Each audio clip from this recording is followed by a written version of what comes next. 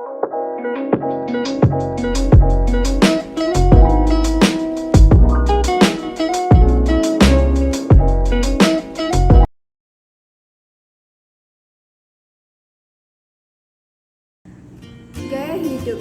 hidup oleh Kotler dan Keller ialah bagaimana pola hidup seseorang yang diekspresikan dalam aktivitas, minat, dan opininya.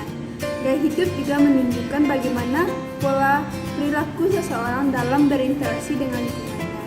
Jadi gaya hidup itu menggambarkan suatu pola dalam beraksi dan berinteraksi. Sedangkan pengertian gaya hidup oleh Smartoni 2002 yaitu gaya hidup konsumtif itu merupakan suatu tindakan yang menggunakan suatu produk secara berlebihan. Jadi, ketika suatu produk sedang dipakai, sedangkan di suatu kesempatan dia membeli produk yang lainnya juga. Jadi tentu di sini akan mengeluarkan pengeluaran yang akan lebih banyak. Gaya hidup bisa ditandai dengan adanya pembelian produk yang mewah dan berlebihan, misalnya seperti toko-toko papan atas di Indonesia maupun internasional yang membeli produk-produk atau brand ternama yang sudah mendapat nama di kancah internasional. Namun, gaya hidup juga ditandai oleh adanya kemewahan dan gaya hidup yang berlebihan, di mana seseorang yang hidup berkecukupan ini membeli suatu produk ditandai dengan harga yang relatif mahal dan banyak.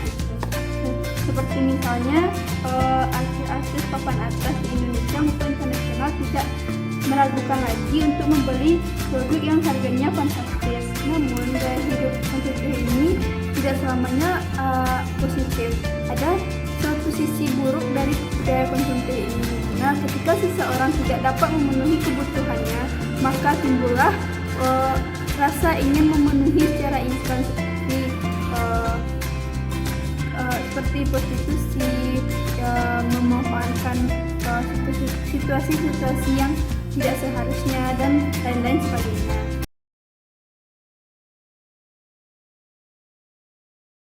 Nah, selanjutnya faktor penyebab gaya hidup konsumtif.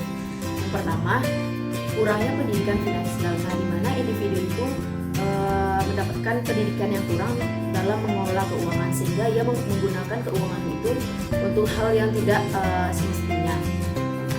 Faktor yang kedua adalah kepenatan yang dialami masyarakat. Nah, di sini rutinitas yang dihadapi oleh individu itu kan berbeda-beda. Nah, dengan adanya rutinitas yang padat, orang cenderung untuk memenuhi kebutuhannya itu dengan hal yang disenanginya, seperti pergi ke mall atau hunting makanan.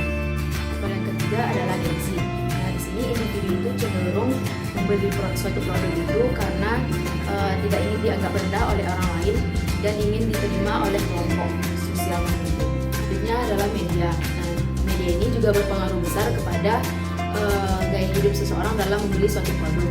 Contohnya iklan. Nah, iklan itu bertujuan untuk mensugesti diri seseorang agar orang tergugah untuk membeli produk tersebut, sehingga orang cenderung membeli produk itu tidak sesuai dengan kebutuhannya.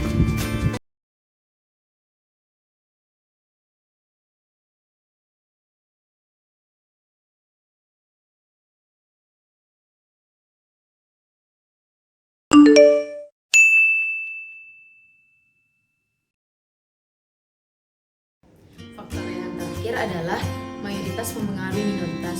Nah, di sini dimana individu itu mengikuti tren dalam membeli suatu produk.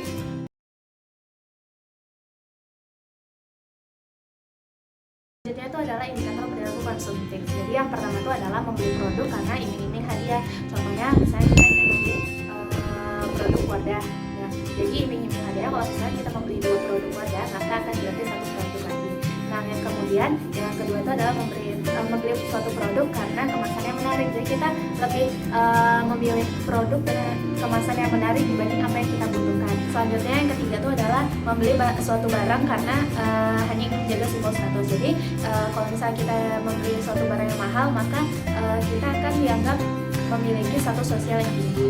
Yang keempat adalah membeli suatu produk karena unsur komunitas. Jadi apabila dalam suatu lingkungan kita kalian hanya membeli suatu produk dan kita enggak, maka kita akan merasa tersisihkan. Jadi kita memutuskan untuk membeli agar terjauhi dan agar terhindar dari konformitas tersebut. Yang terakhir itu adalah membeli suatu produk yang mahal karena untuk menimbulkan rasa percaya diri yang positif. Jadi kalau misalnya kita membeli suatu produk yang mahal, contohnya kayak